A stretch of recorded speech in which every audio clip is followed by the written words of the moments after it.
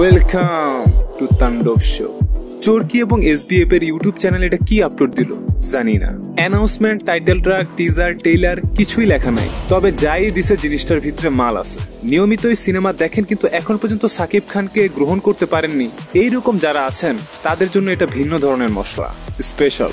প্রথমেই বলি, বিজিএমটার সঙ্গে সাকিব খান যে হালকা রূপে নাচটা দিল না, জাস্ট বুম। শুরু থেকেই বোঝা যাচ্ছিল কোনো একটা দল কোনো ব্যাংক কিংবা কোনো ইম্পর্টেন্ট স্থানকে ঘেরাও করে ফেলছে, ডাকাতি করবে এবং তাদের কাজে যদি বাধা দেয় তাহলে ভয়ানক অবস্থা হবে। বোঝা যাচ্ছে এই দলটা পুরা পুলিশ সিস্টেমের 12টা বাজায় রাখছে। দেশের অবস্থা খুবই ভয়ানক, বোঝা যাচ্ছে এটা একটা সন্ত্রাসী দল। কিন্তু শেষের সিনে সাকিব খান একটা গাড়ির উপর দাঁড়িয়ে আছে। গাড়ি, তবে এটা কি অ্যাম্বুলেন্স টাইপের, ফায়ার সার্ভিসের, আসলে বলতে পারছি না এটা কি গাড়ি, এটা ভর্তি কি টাকা নাকি। যাই আছে, গাড়িটার মধ্যে বিশেষ কিছু তো থাকার কথা। যাই হোক, ওই গাড়ির উপরে সাকিব খান দাঁড়িয়ে আছে আর বিশাল জনসমুদ্র তাকে সাপোর্ট করছে, যেন সে মহা কোনো কাজ করেছে। কিন্তু এতক্ষণ পর্যন্ত তাকে একজন সন্ত্রাসী রূপে উপস্থাপন করা হয়েছিল, শেষে গিয়ে আপনার ধারণায় চেঞ্জ করে দিল। তো দিন শেষে বোঝা যাচ্ছে তিনি যে অপরাধ করছিল দেশের জনগণের স্বার্থে, কিন্তু সিস্টেমের মধ্যে থাকা কোনো অপরাধের বিরুদ্ধে।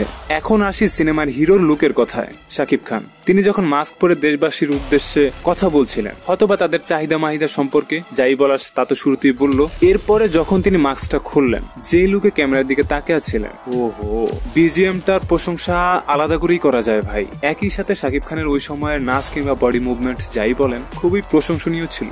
Colour grading, sound design, background music, looks সবগুলোর জন্য প্রশংসা করতে হবে।